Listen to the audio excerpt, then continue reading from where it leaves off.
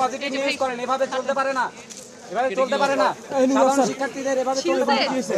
একটু positive news করেন। পাড়া মুখে পানি দেওয়া যাবে ভাইয়া? এটা বন্ধু জাহিদ আনাস ভাই এটা নারায়ণ না এটা ব্যথা হইছে না। এ ভাই এদিকে আসেন, এদিকে আসেন, এদিকে আসেন, এদিকে নিয়ে আসেন, দ্রুত আনেন এখন যান। এই ভাই বাসায় চলে যাও, যাও যাও, আমরা চলে নেই কেন?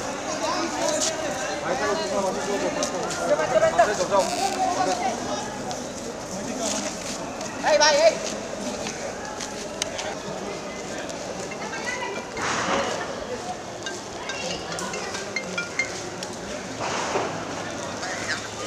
তুমি কই? আসো আসো, আমি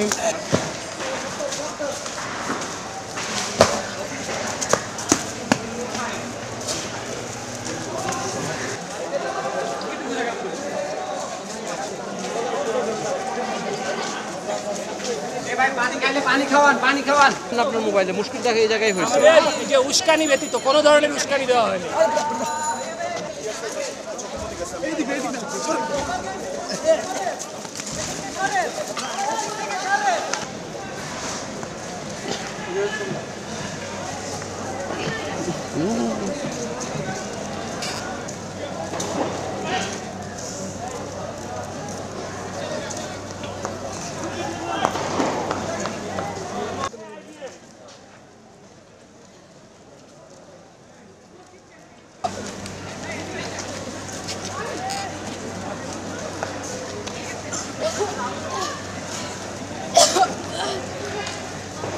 আগুনের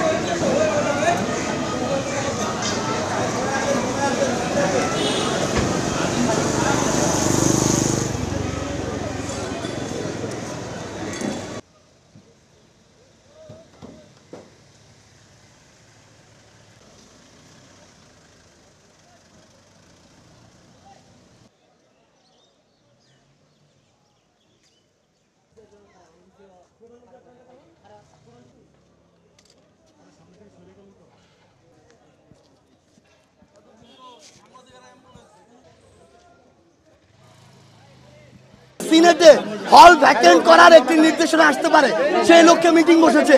আমরা এটার জন্য এখানে আসছিলাম শিক্ষার্থীদের পক্ষ থেকে, এটার জন্য যে আপনারা যদি হল ভ্যাকেন্ট করেন, আমরা যে যৌক্তিক দাবি আদায় পুরো বাংলাদেশের ছাত্র সমাজ লড়ছি, সেই দাবি আদায়ের আন্দোলনটি স্থগিত হয়ে যেতে পারে।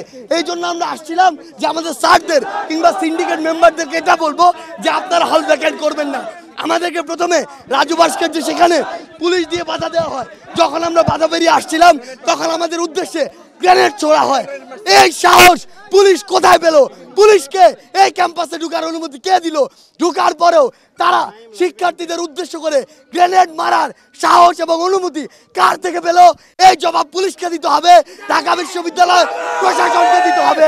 পার হয়েছি তখনই আমাদেরকে উদ্দেশ্য করে সোহরাওয়ার্দীর উদ্যানের গেটের দিয়ে ককটেল মারা হয়েছে এবং পুলিশ আমার সামনে নিজে হচ্ছে আমি সবার পিছনে ছিলাম মিছিলের, আমার সামনে নিজে তারা ককটেল মারছে, আমি এখানে মাত্র 2 মিটার দূরে cocktail ফাটছে। from Karjan Hall and the government force আমাদের রাস্তা আটকে দিয়েছে and আমরা হচ্ছে তখন এই জায়গা থেকে বের হওয়ার জন্য ওদেরকে ফোর্স করি যে আমাদেরকে যেতে দেন, এটা আমাদের একটা শান্তিপূর্ণ মুভমেন্ট, আমরা আপনাদেরই লোক, আমরা আপনাদের কোনো ক্ষতি চাই না, আশা করবো আপনারা আমাদের উপর কোনো আক্রমণ করবেন না। এই কথা বলার সাথে সাথে তারা প্রথমে টিএসসির গেটে সোহরাওয়ার্দী উদ্যানের গেটে একটা ককটেল ফোটায়, তারপর আমরা সবাই দৌড় দিলে আরেকটা ককটেল নিক্ষেপ করে ভাইয়ের দিকে। তারপর সবাই যখন দৌড় দেয়, ভাই একলা ছিল পিছনে, অ্যান্ড তারপর আমি সবাইকে বললাম চলে যেতে, অ্যান্ড আমি যখন পিছনে ছিলাম তারা 7-8 জন মিলে আমার উপর হামলা করে।